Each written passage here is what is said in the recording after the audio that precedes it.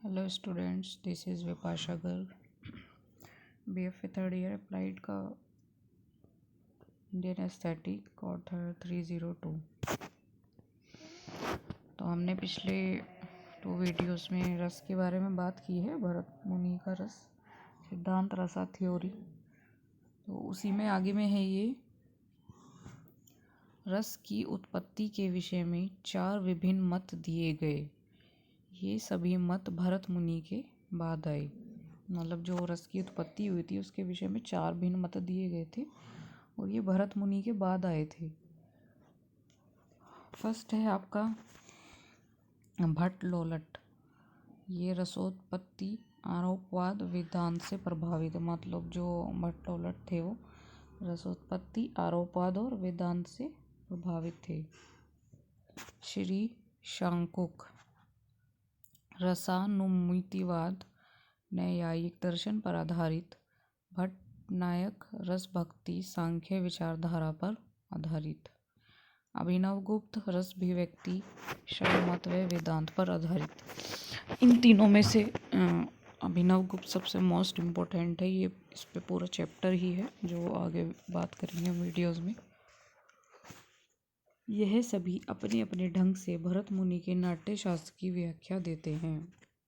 मतलब ये जो चारों हैं इनकी अपनी अपनी व्याख्या है जो नाट्य शास्त्र के बारे में ये बताते हैं।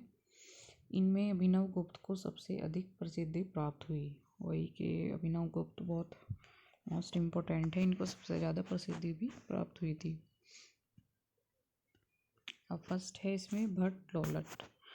आरोपवाद या उत्पत्तिवाद।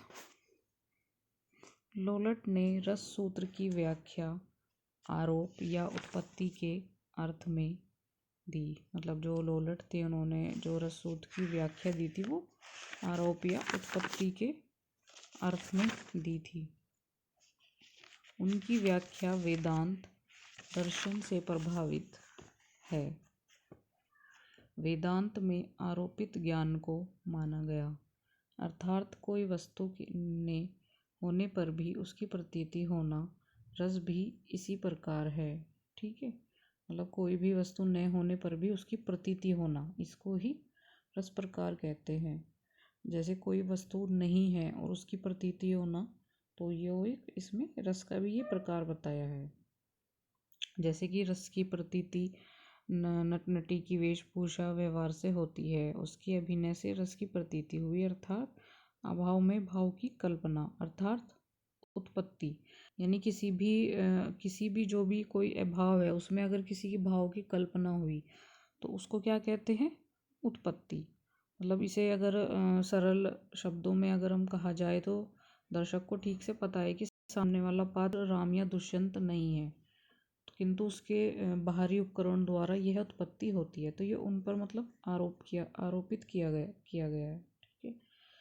भट्ट लोलट के अनुसार रस एक लौकिक यथार्थ अनुभव है, यह एक अनुभूति है, पदार्थ नहीं। मतलब इन्होंने ये भट्ट लोलट के अकॉर्डिंग बताया है कि रस एक लौकिक यथार्थ अनुभव है, यह एक अनुभूति है, पदार्थ नहीं।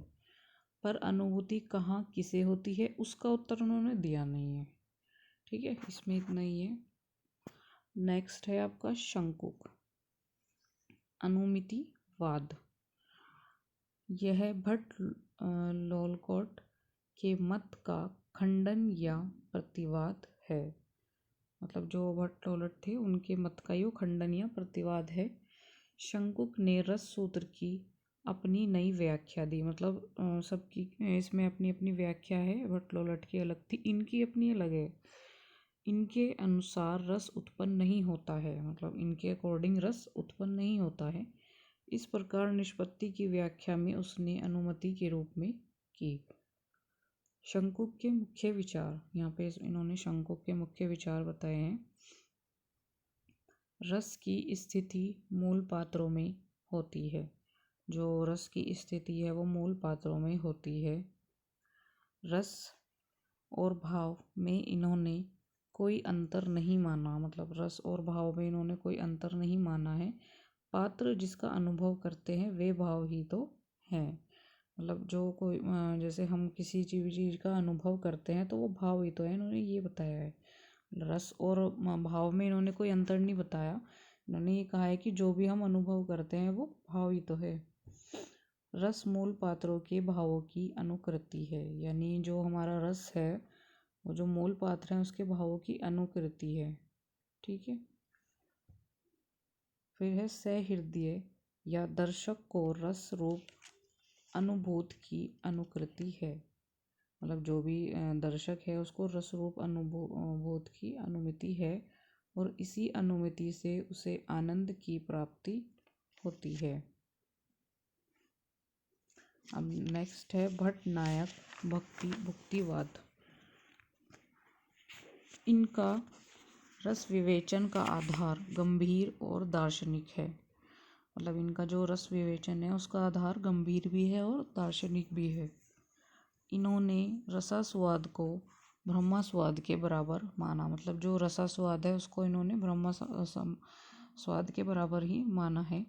इन्होंने अपनी पूर्ववर्ती मतों का खंडन, यानी जो पूर्ववर्ती यानी पहले पहले के जो मत थे उनका इन्होंने खंडन किया, यानी निषेध किया उनको। कहा कि रस की न तो प्रतीति होती है और न उत्पत्ति होती है। ये इम्पोर्टेंट लाइन है कि इन्होंने ये कहा था पुराने मतों का खंडन करते हुए कि रस की न तो प्रतीति होती है और न उत्पत्ति होती है और न भी अभिव्यक्ति होती है।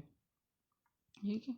रस की प्रतीति अनुभव और स्मृति से होती है, यानी कि अनुभव और स्मृति से, यानी याद से और अनुभव करने से। भट्ट नायक का सिद्धांत भुक्तिवाद कहा जाता है, यानी भक्ति बराबर रस का भोग। जो ये भट्ट नायक का सिद्धांत है ये भुक्तिवाद कहा जाता है। और भुक्तिवाद को क्या बोलते हैं? रस का, भुक्ति मीन्स रस का भोग। ठीक है। पहले रस का भाव भाविति होता है, फिर उसका भाव आस्वादन भाविति, यानी भुक्ति से पहले की अवस्था, मतलब इसमें जो बताया है। भट्टनायक ने रस की अवस्थी सामाजिक दर्शक श्रोता में मानी है। जो भट्टनायक थे उन्होंने जो रस की अवस्थिति मानी है वो सामाजिक यानी दर्शक श्रोता में मानी है। जैसे स्थायी भाव से रस बनने तक की प्रक्रिया में इन्होंने 3 शक्ति बताई हैं। एक है जैसे पहली अभिधा, भावकत्व, भोजकत्व, वो मैंने इसमें मेंशन नहीं किया है, फिर मैं ओरली आपको बता रहा हूँ। ये जो स्थायी भाव से रस बनने तक की प्रक्रिया में 3 शक्ति हैं इसमें। फर्स्ट है अभिधा, सेकंड है भावकत्व और थर्ड है भोजकत्व। ठीक है। वैसे इन्होंने साधारण किए इसमें एक जो थर्ड है भोजकत्व, उसमें साधारण किए है एक अवस्था, उसको भट्टनायक का अत्यंत महत्वपूर्ण योगदान बताया गया है। जो भट्टनायक हैं ये, इनका महत्वपूर्ण योगदान बताया उसमें, क्योंकि उसमें मतलब इस प्रक्रिया के द्वारा उन्होंने व्यक्ति में होने वाले भावों को सरल सामाजिक रूप दिया, मतलब जो भी व्यक्ति में भाव होते हैं उनको उन्होंने सरल सामाजिक रूप दिया था। ठीक है। और भट्टनायक जो हैं, भट्टनायक ने समानुभूति को वेदांत के अनुरूप ढालकर प्रस्तुत करने की कोशिश की है।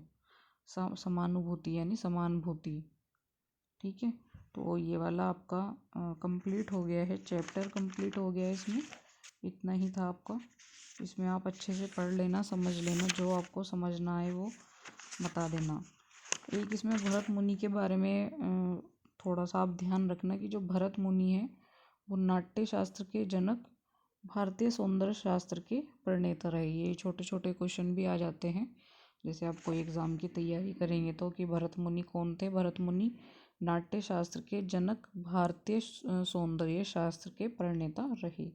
डॉक्टर मनमोहन घोष ने इनका काल 500 ईसा पूर्व बताया। जो डॉक्टर मनमोहन घोष ने इनका काल 500 ईसा पूर्व बताया है। ठीक है। और डॉक्टर जो मनमोहन घोष थे उन्होंने नाट्यशास्त्र की अंग्रेजी टीका प्रकाशित की थी। और भरत मुनि ने स्वयं प्रथम कुछ नाटक लिखे व खेले, जैसे त्रिपुर दहन, अमृत मंथन, लक्ष्मी स्वयंवर आदि।